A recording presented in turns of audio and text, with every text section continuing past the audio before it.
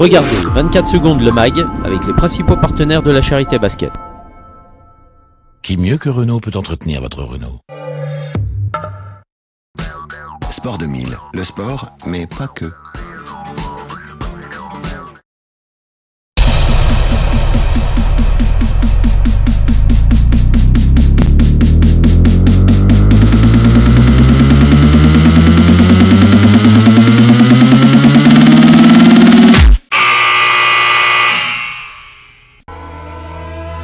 Salut à tous, bienvenue dans ce nouveau numéro de 24 secondes le mag, le magazine de la Charité Basket. Au sommaire, les matchs de N2 où la Charité Basket se déplaçait à Jet Vosges pour le compte de la 8e journée.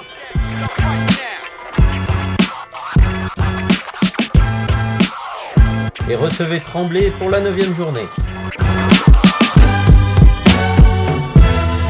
Une interview d'Éric Laubier, dirigeant et membre du bureau USC Basket, qui vous expliquera sa version de l'arbitrage, une version qui devrait être universelle. Allez, on commence par la Nationale 2. La Charité est leader lors de la 8e journée et se déplaçait au Palais des Sports d'Épinal du Jet Vosges. Les Spinaliens annoncent de suite la couleur, à l'image de Babacar Diouf qui claque des dunks sur le cercle charitois suite à de nombreuses pertes de balles des Ligériens.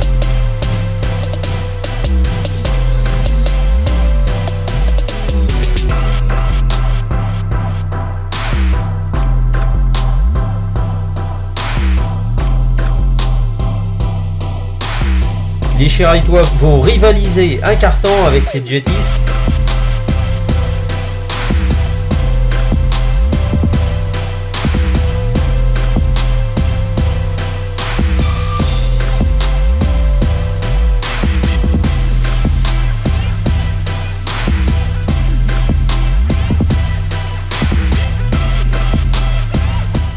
Mais les Blancs vont serrer la défense, rendant l'attaque ligérienne stérile ou presque, car les joueurs de Laurent Matisse appliquent à la lettre le plan de jeu du technicien spinalien, c'est-à-dire museler à la haut, Hank et Palinic.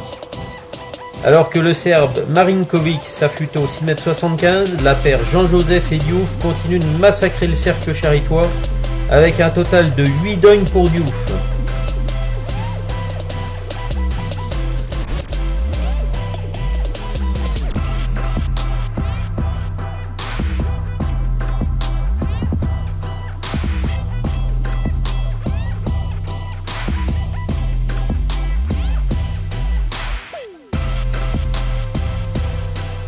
Ce soir-là, les Charitois ne sont pas du tout dans le match, à l'image de Cheikh Soumoro qui commet une faute offensive, suivie d'une faute antisportive très discutable puisqu'elle était dans la continuité de l'action.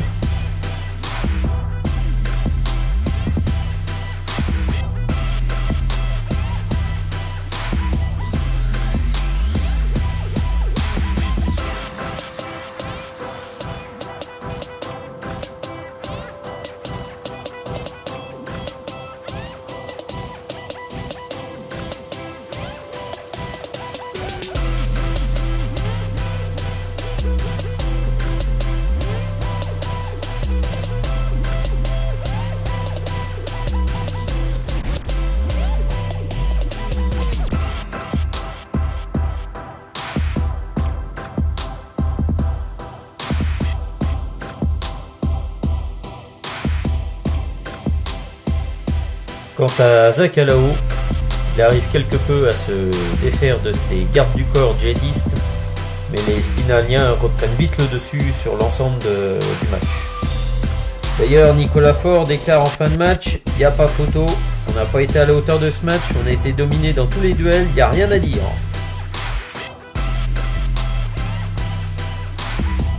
Défaite de la Charité 73-58. La Charité encaisse sa deuxième défaite de la saison et perd le leadership de la poule et se retrouve relégué à la 4e place derrière le Jet Vosges et les deux co-leaders Mulhouse et Tremblay. Justement, pour la 9e journée, la Charité recevait un co-leader de la poule D, les Franciliens de Tremblay. Contrairement au match à Épinal, c'est tout le contraire qui se produit puisque la Charité démarre pied au plancher. À croire que l'influence de Renaud Simoneau, le partenaire du match, a fait son effet sur les Bleus. Avec une adresse à 3 points retrouvée à l'image de David Weber et Quentin Hank, ils finissent le premier quart-temps avec 13 points d'avance, 28-15.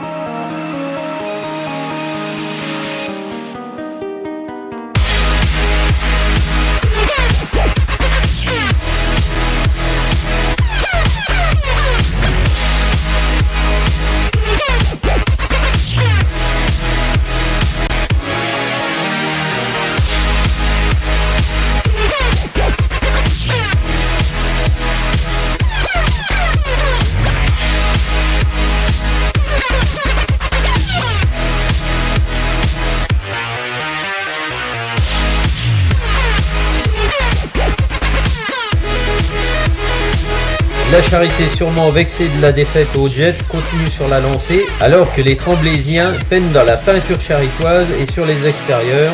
À la mi-temps, la Charité mène 49-28.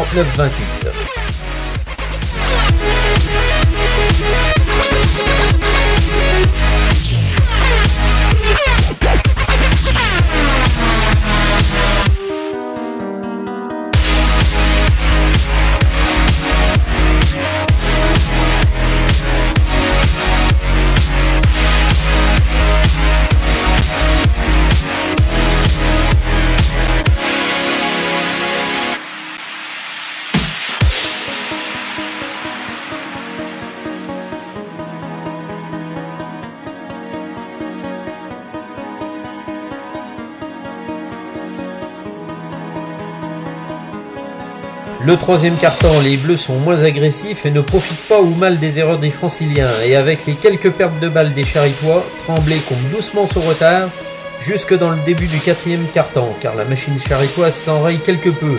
Mais David Weber, le meneur charitois, raccroche l'ouvrage sur le métier et remet l'équipe dans l'ordre de marche.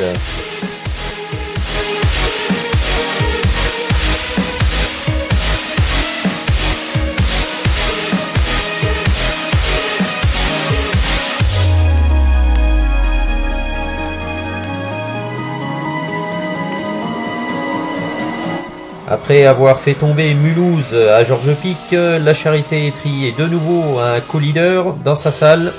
Victoire 85-71. Au niveau du classement, après la 9e journée, Mulhouse, qui après sa victoire sur le Jet 89-76 est le seul leader de cette poule. La Charité, deuxième, repasse devant Tremblay. Le Jet suit à la 5e place, alors que Gris, les prochains adversaires des Charitois, sont 4e. Ferme la marche de cette poule, Kaisersberg, Saint-Dizier et Metz.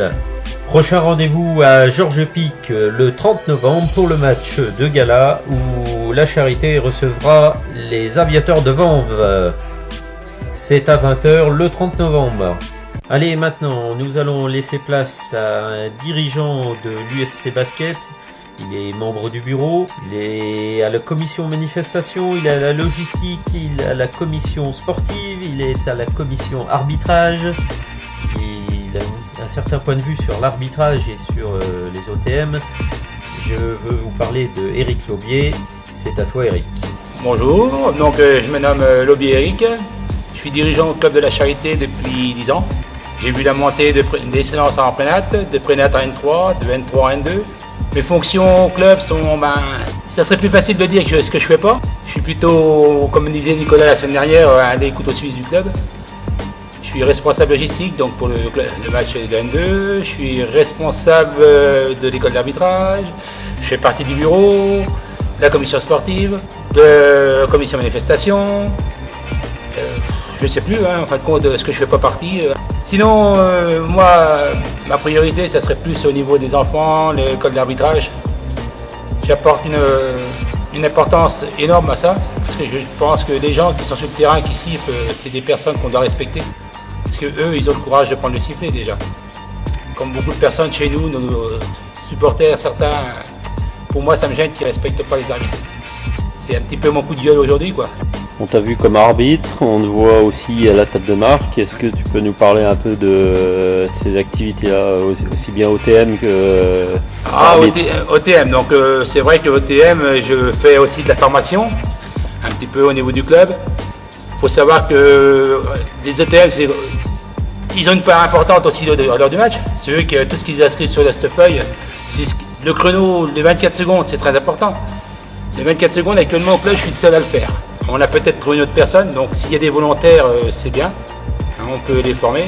Les feuilles, faut savoir c'est ce qui fait foi au niveau de la fédération, au niveau des comités, au niveau de la région.